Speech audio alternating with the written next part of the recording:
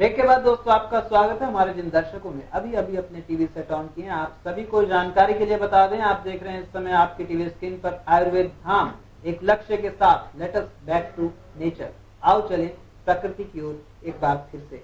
और सवालों का सिलसिला हमारा जारी है डॉक्टर साहब के लिए। डॉक्टर साहब, ब्रेक पे जाने से पहले इतनी बेहतरीन चर्चा हुई है, बालों से संबंधित महत्वपूर्ण जानकारी आपने दी। यहाँ पर सुरेंद्र जी हैं जो रायपुरा से संबंध रखते हैं, रायपुरा के रहने वाले हैं। इन्होंने कहा है कि बालों के सफेद होने की समस्या से ये परेशान है और अभी इन्हें महसूस होता है कि इनकी उम्र जो है वो नहीं हुई है कि बाल सफेद हो। देखो, बालों का सफेद होना एजिंग प्रोसेस है, लेकिन तब जब बाल 40 साल के बाद सफेद हो। अगर किसी कारण से बाल 40 साल से पहले सफेद हो रहे हैं तो we called it premature greying of hairs, कम उम्र में बालों का सफेद होना। और आजकल का जो स्ट्रेस है, भागदौड़ का जीवन है, फास्ट फूड संस्कृति है, तनाव भरा माहौल है, तो उसके अंदर उस वजह से ये चीज बहुत ज्यादा देखने में आ रही है। इवन 5 से 6 साल तक के बच्चे भी आते हैं कि माएँ कहती हैं कि इस उम्र के अंदर हमारे बच्चे को बाल सफेद होने शुरू हो गए। उनका भविष्य कैसा रहेगा अगर इस उम्र में वो बाल सफेद होने? हाँ, तो उनको बहुत ही ज्यादा केयर करनी होगी। और ये एक अच्छी न्यूज, एक बुरी बात के साथ एक अच्छी न्यूज ये है कि अगर समय रहते हम चेत जाएं तो इस समस्या से पार पाया जा सकता है। इस समस्या का समाधान विज्ञान के पास अवेलेबल है। अभी थोड़ा सा आश्वासन देना चाहेंगे हम लोग सब सुरेंद्र जी, जो आपने कहा है कि आपको स्वयं भी महसूस हो रहा है कि आपकी उम्र नहीं हुई है बाल सफेद होने की।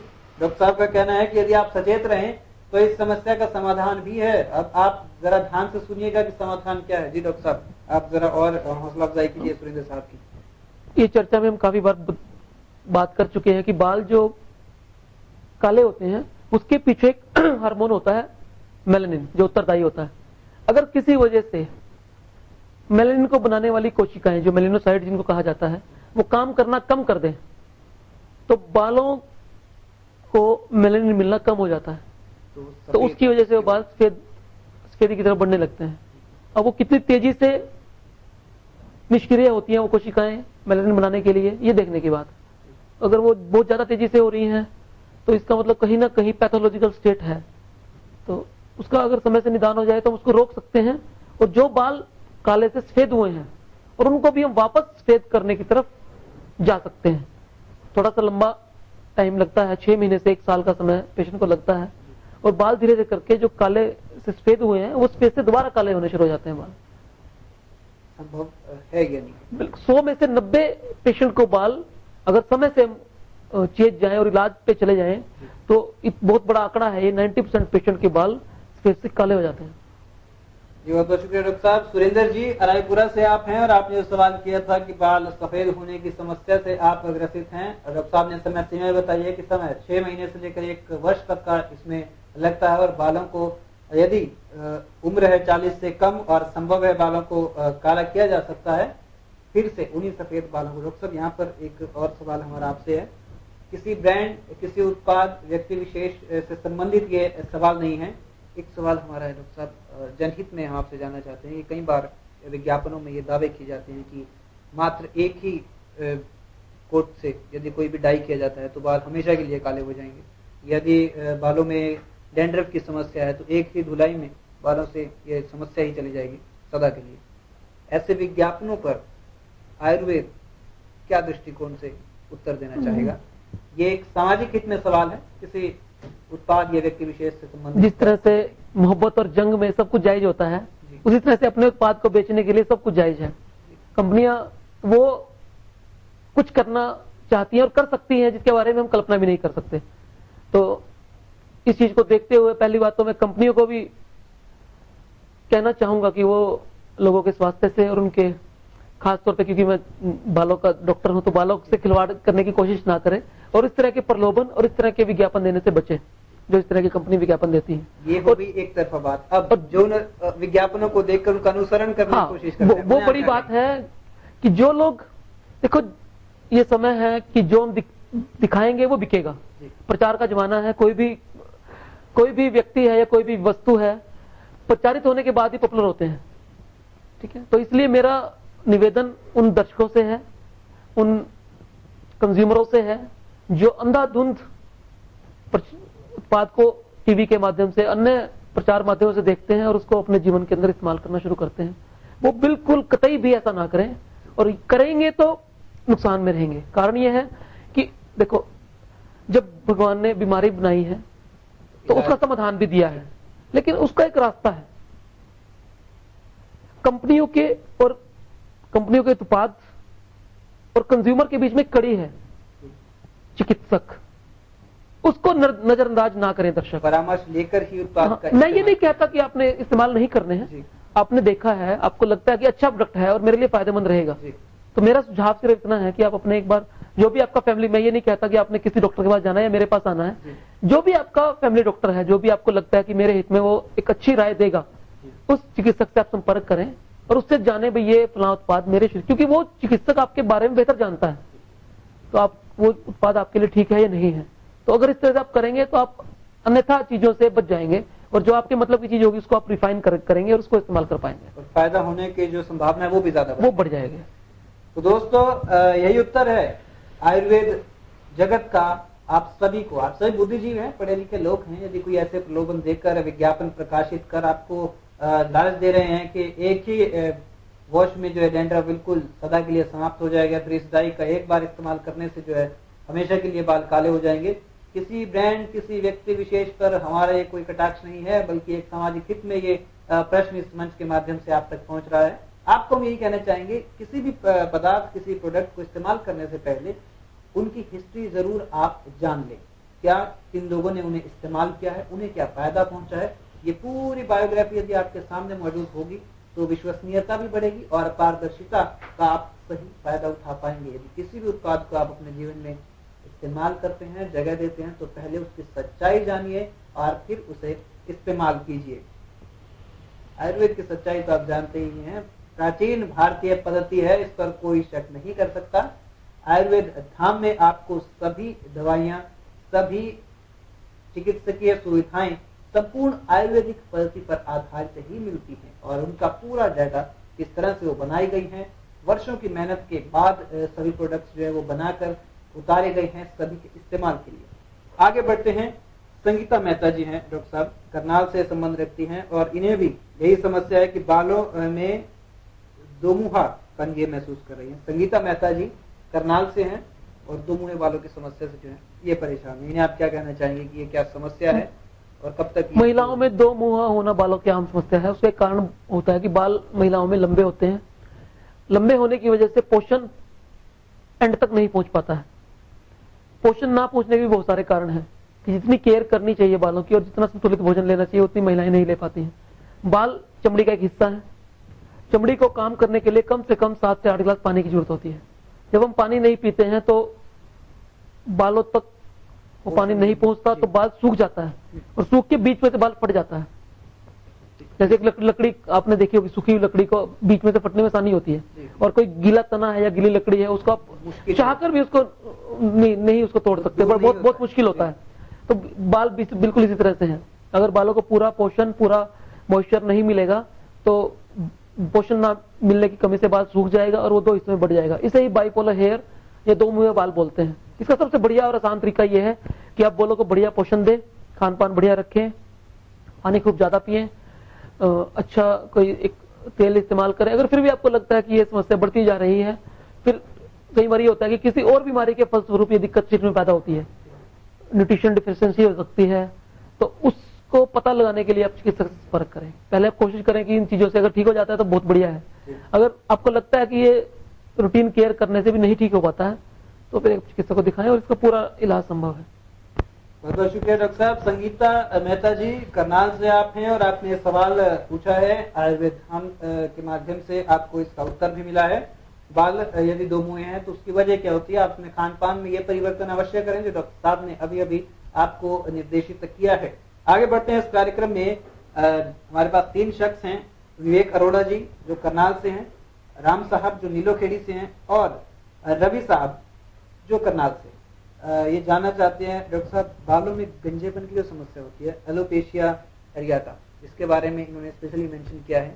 ये और जानना चाहते हैं कि आखिर इस समस्या की सच्चाई क्या है, और यदि इन्हें महसूस होता है कि इनके परिवार में आसपास किसी को भी समस्या होती है तो उसका सही इलाज क्या ये बालों की बहुत ज्यादा कॉमन समस्या नहीं है, लेकिन इसके केसेस देखने में मिलते हैं। इसको पैची हेयर लॉस बोला जाता है। सिर के बीच में, सिर स्काल्प के किसी भी हिस्से में इरेगुलर या रेगुलर शेप के पैचेज बन जाते हैं, जैसे 25 पैसे के आकार का या 50 पैसे के आकार का, सिक्के के आकार का, और पैची हेयर लॉस इसे बोला जाता है। एक से लेके मल्टीपल ये हो सकते हैं सिर के अंदर, इवन सिर के साथ साथ दाढ़ी मूंछों में भी हो सकते हैं। तो इसे पैची हेयर लॉस या एलोपेशिया एरियाटा बोला जाता है। और एक आम धारणा ये है कि ये किसी कीड़े की वजह से होता है, कीड़ा लग जाता है चमड़ी में या बाल में, उसकी वजह से बाल को खा जाता है वो। यही अमूमन शब्द आते हैं सामाजिक तौर पर कि दिखने में यदि ऐसा ही महसूस होता है तो यही नाम दिया जाता है, कीड़ा लग जाता है बाल में। लेकिन ऐसा नहीं है। शरीर की अपनी प्रतिरोधक क्षमता जो होती है, इम्यूनिटी जो शरीर की हम बोलते हैं, वो शरीर को खाना शुरू कर देती है खुद ही। शरीर की जो प्रतिरोधक क्षमता है वो स्वयं को ही नुकसान पहुंचाना शुरू कर देती है। तो उसकी वजह से किसी पर्टिकुलर हिस्से से सिर के या दाढ़ी मूंछों के वो बाल निकल जाते हैं गुच्छों के रूप में। तो पूरा का पूरा एक एरिया बाल टेलोजन फेस में ले जाता है। वो टेलोजन फेस वाला बाल तो आपको पता ही है कि वो एक बार जाने के बाद निकल जाएगा। इतनी जानकारी तो हमारे दर्शकों को इस कार्यक्रम के माध्यम से हो गई है। ये हम शुक्रगुजार हैं आपके डॉक्टर साहब कि आपने आयुर्वेद धाम के माध्यम से इतनी महत्वपूर्ण जानकारी हमारे दर्शकों को दी। और आज हम भी आपसे कहना चाहेंगे, हमारे जो दर्शक हैं वो काफी सजग हो चुके हैं और बालों की ओर खास ध्यान दिया जा रहा है हमारे सभी दर्शकों द्वारा। और इसी सिलसिले में रवि साहब हैं जिन्होंने अपनी सिस्टर के लिए सवाल पूछा है, जिनके बाल काफी लंबे हैं लेकिन डैंड्रफ की समस्या उन्हें महसूस होती है। उनका कहना है कि छोटे बालों से डैंड्रफ को हटाना ज्यादा आसान रहता है या लंबे बालों में इसे मुश्किल समझा जा सकता है। स्पेशली अपनी जो इनकी सिस्टर हैं उनके लिए सवाल इन्होंने रवि साहब करनाल से। जो डैंड्रफ जो पैदा होता है रवि, वो बाल की जो स्काल्प है, जो स्किन है, वहां से पैदा होता है। बालों से तो कोई संबंध नहीं होता, बालों की लंबाई से इसका कोई संबंध नहीं है। हमने तो स्काल्प जो है सिर की, उसको ट्रीट करना है और उसको अच्छा बनाना है, उसको साफ रखना है। तो उससे बाल छोटे हैं या लंबे हैं इसका कोई संबंध नहीं है।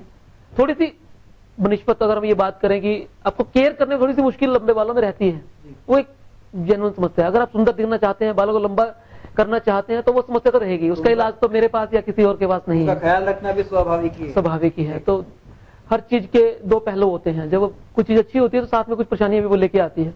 तो अगर आप बाल लंबे, लेकिन इस बात का उससे कोई संबंध नहीं है कि जो डैंड्रफ है वो छोटे बालों में ज्यादा आसान, ऐसा नहीं है। हम दोनों ही बालों में उसकी केयर कर सकते हैं। जो भी हम ट्रीटमेंट चाहते हैं देना, वो दोनों बालों में दिया जा सकता है। बहुत बहुत शुक्रिया डॉक्टर साहब। रवि साहब करनाल से आप हैं, जो आपने सवाल पूछा था डैंड्रफ की समस्या यदि लंबे बालों में आप अपने किसी भी पारिवारिक सज्जन के पास महसूस कर रहे हैं तो उसका भी जो इलाज है वो उसी अनुसार किया जाता है जैसे किसी छोटे बाल वाले व्यक्ति का किया जाता है। और ये संपूर्णतः संभव है। बालों की जो डैंड्रफ की समस्या है उसके लिए जब तक आपको लगता है कि चिकित्सक तक पहुंचने का समय नहीं आया है, तब तक आप इस्तेमाल कर सकते हैं वर्धिनी हेयर ऑयल और वर्धिनी हेयर शैम्पू, जो आसानी से हर जगह उपलब्ध है। और यदि आपको समस्या आती है तो आप स्क्रीन पर दिए गए इस नंबर पर तुरंत संपर्क करें।